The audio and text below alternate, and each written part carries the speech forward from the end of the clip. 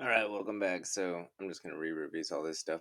Gotta move my cursor because that thing is going crazy. All right, and then okay, so we were adding 1/3 plus 3/4, but then we thought to ourselves, oh man, our denominators are not the same.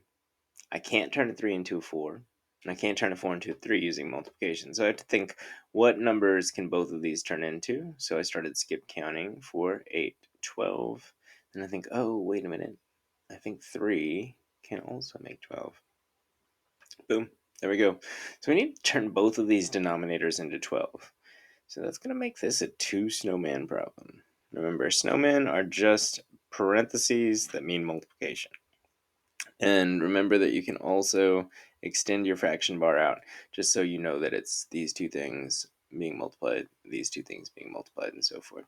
All right, so how do I turn a 3 into 12? I multiply by 1, 2, 3, 4.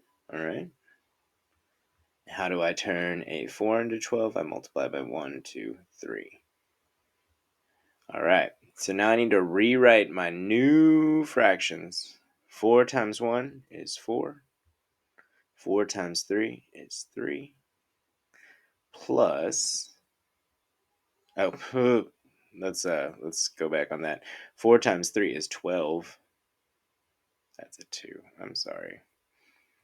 Mr. Johnson is a little tired. All right, so 3 times 3 is 9, and then 4 times 3 is 12.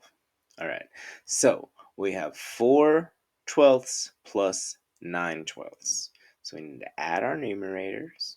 All right, our denominator stays the same, so we can just do that already. And 4 plus 9 equals 13.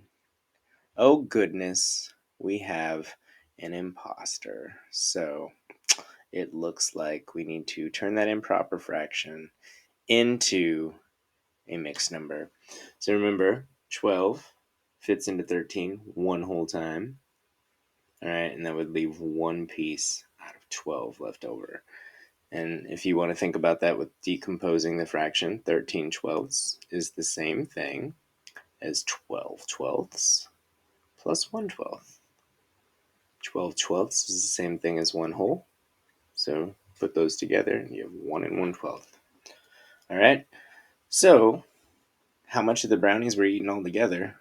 1 whole and 1/12 of all the brownies. All right. So that doesn't seem to make much sense because we don't know. I guess they made 2 pans of brownies and 1 whole pan and 1/12. So there wasn't like totally enough information, maybe. I don't know. They ate 1 and 1/12 pans of brownies. They probably should have said that Tim's mom made him pans of brownies, right? And then maybe it should have said his friends ate 1/3 of a pan of caramel brownies and 3/4 of a pan of plain brownies. That probably would have made it make more sense.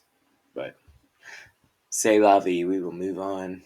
All right, clear that and go back to the cursor.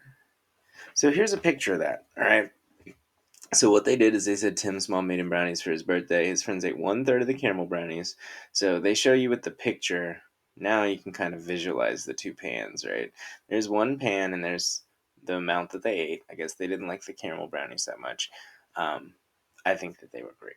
And then here is 3/4 of the other pan. So if we added these 1, 2, 3 pieces right here over here, and that would make the full pan that was gone, and there would be one other piece.